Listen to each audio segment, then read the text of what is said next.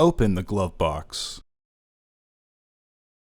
Push in on the tab at the top to lower the glove box. Detach the glove box from the hinges. Push up on the two tabs to open the housing door. Remove the old filter from the housing and clean out any debris inside. Install your new AQ1144 filter into the housing, with its airflow indicating arrow pointing down.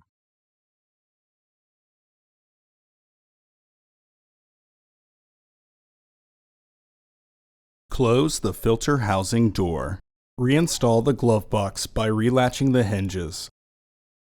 Partially close the glove box to re-engage the stops. Close the glove box. Order your parts today at filterheads.com. Also, please like our video and subscribe to our channel so you won't miss any new content.